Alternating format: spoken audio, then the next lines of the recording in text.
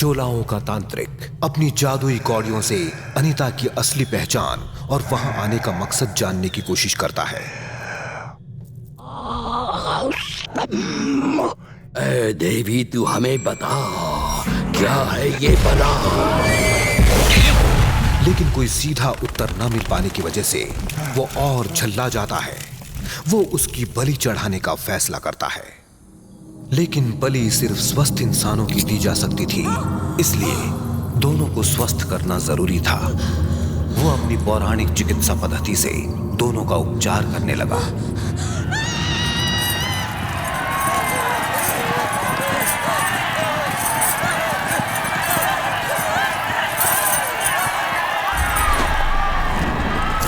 एक बार ये तसल्ली हो जाने के बाद कि अनीता, लावण्या और राजा ईश्वरीय संदेशवाहक नहीं है, उन तीनों को देवी के मंदिर बलि चढ़ाने के लिए ले जाया जाता है।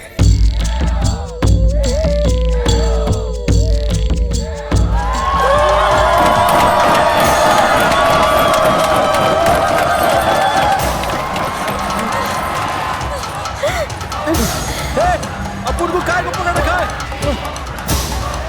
कौन हो तुम लोग? भाई, मैंने कुछ नहीं किया, सब अनीता ने किया है।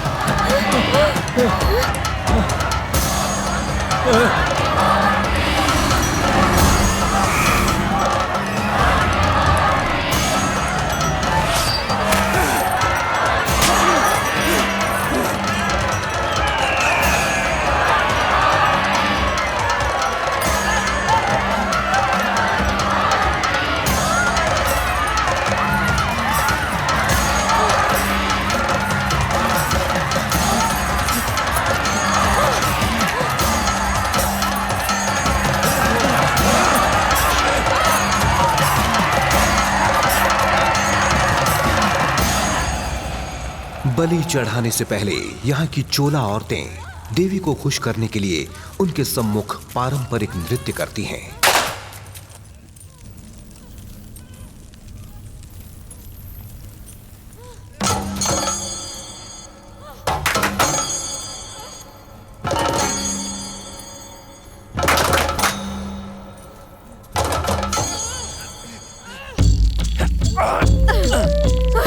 लावण्या, ये क्या हो रहा है यहाँ?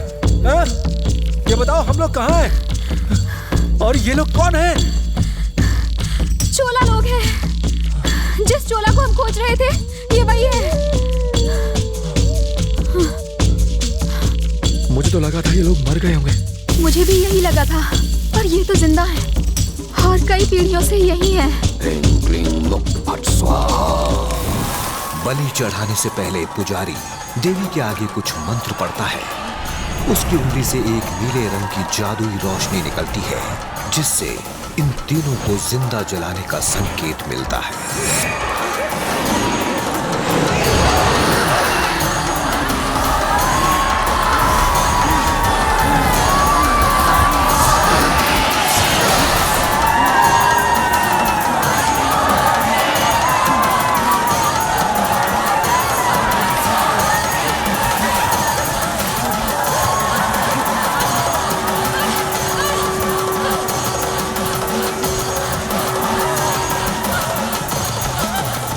अनीता इस बात से अच्छी तरह वाकिफ थी कि जख्मी होने की सूरत में देवी उनकी बलि स्वीकार नहीं करेगी। वो चुपके से नाखून से अपनी उंगली को खुरचती है।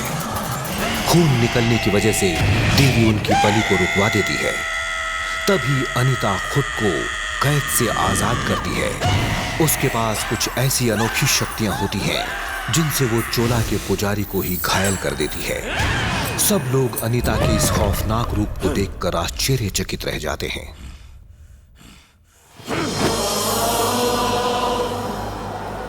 अचानक अनीता की पीठ पर एक चीते की आकृति उभर आती है, जिससे सबको भ्रम होता है कि यही वो ईश्वरीय दूत है जिसकी प्रतीक्षा वो सालों से कर रहे हैं।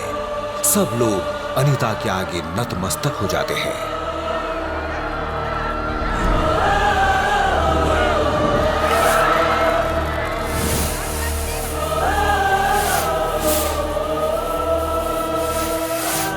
उसी समय चोलाओं की कुलदेवी स्वयं अग्नि के रूप में वहां प्रकट हो जाती है।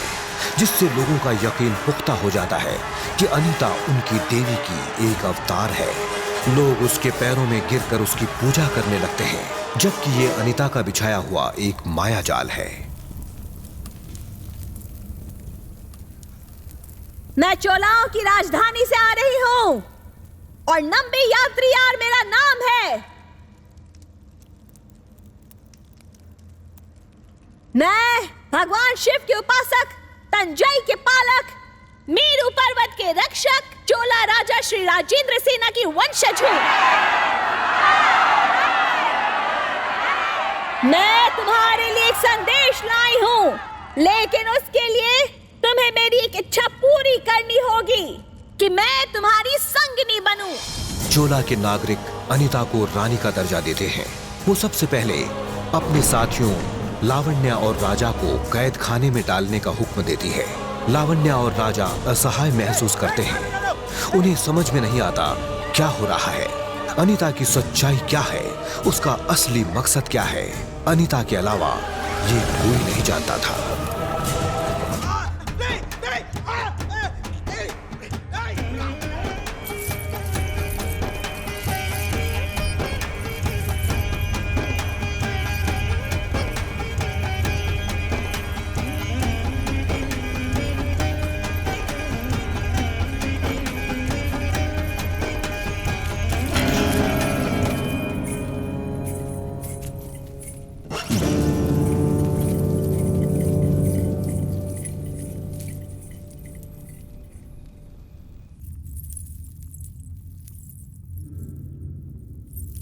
संदेश क्या है? बोलेगी कि नहीं? अकेले होने पर बताऊंगी महाराज।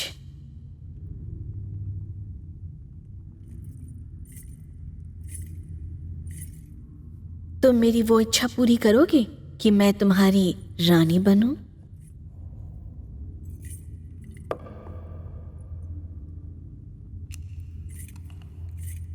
ये विषकन्या भरोसे के लायक नहीं है।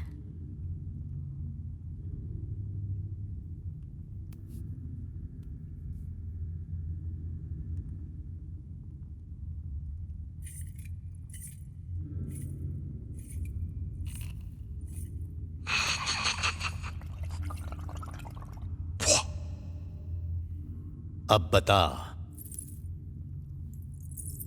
लताओं की तरह पेड़ों से लिपटकर एक रंग होने का जो एहसास होता है, उस एहसास को महसूस तो कर।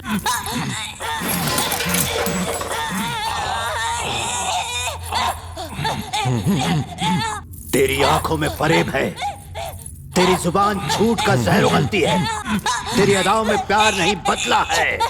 थुप! तेरी धड़कनें नफरत की आग से भरी है। तू औरत नहीं, उसके नाम पर एक कलंक है। मैं तेरी इस चालबाजी को अच्छी तरह से समझ रहा हूँ। मेरे साथ जो तू कर रही वो प्यार नहीं, प्यार का नाटक है, एक दिखावा है। इंसान की शक्ल में एक मौत है तू। चोला महाराज चाहकर भी अनीता की सच्चाई पर यकीन नहीं कर पाता। वो उसे यातना देकर सच बोलने पर मजबूर करना चाहता है।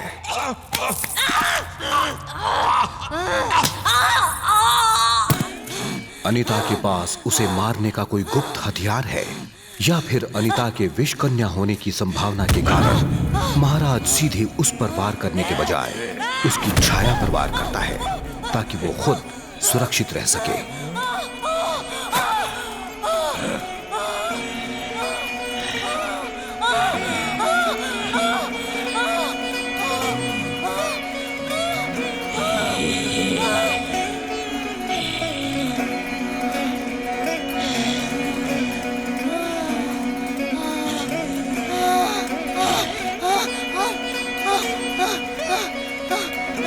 बता तू क्या जानती है? संदेश बता, चाल बता।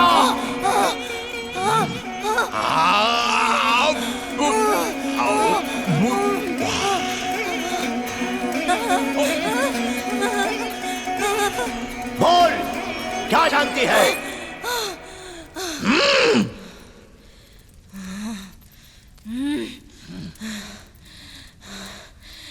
आज से 3 दिन बाद हम लोग चोला देश की ओर कूच करेंगे। चोला देश में होगा तुम्हारा स्वागत और राज्याभिषेक। चोला देश की महान प्रजा तुम्हारा वहां इंतजार कर रही है।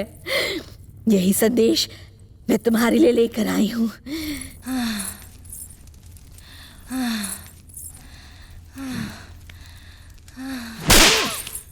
ये सच नहीं है।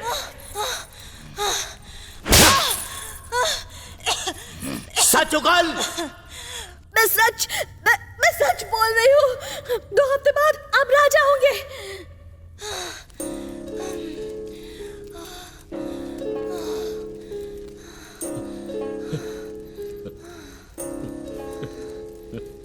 मैं भी कैसा भागा इंसान हूँ। मेरी मातृभूमि होते हुए भी मैं कभी वहां नहीं जा पाया। एक राजा का इससे बड़ा दुर्भाग्य और क्या होगा, जो अपने देश की एक झलक पाने के लिए तड़प रहा है।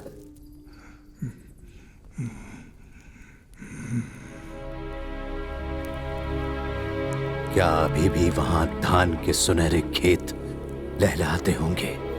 क्या अब भी वहां की प्रजा मेरी हर इच्छा को एक हुक्म की तरह मानेगी? क्या आज भी वहां के युद्धों में धनुष की टंकार सुनाई देगी? क्या अब भी पत्थर तराश कर मूर्तियां बनती होंगी? मैं ये कैसे मान लूं कि तुम वही दूत हो जिसका इंतजार था? कहा गया था कि जब वो दूत आएगा तो हम अभागों के लिए वो पानी बरसाएगा, पर ऐसा तो कुछ भी नहीं हुआ। हमारे पुरखों की बनाई ये तस्वीरें झूठ बोलती हैं। थोड़ा इंतजार करो, समय आने पर सब सच होगा। चोला देश अब बलशाली बन चुका है। विश्वास करो, बुरे दिन बीत गए। हमने लौटने के रास्ते में पानी के कुएं और सराएं बनवाई हैं। अब तुम्हें डरने की जरूरत नहीं है। अच्छा सोचेंगे तो अच्छा होगा, सब कुछ ठीक होगा।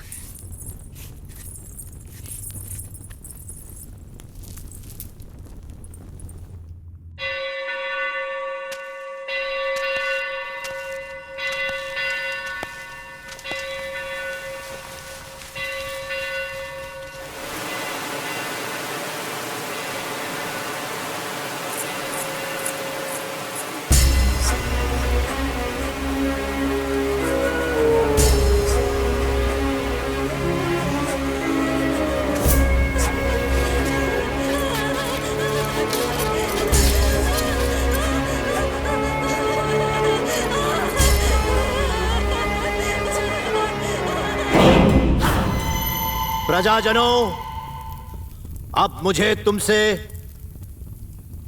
और तुम्हें मुझसे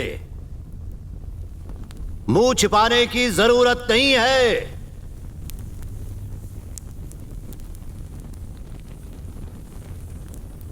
वो इसीलिए कि 2 दिन बाद हम चोला देश के लिए निकल पड़ेंगे। अपनी मातृभूमि पहुंचने का जश्न कैदियों की मौत के साथ होगा।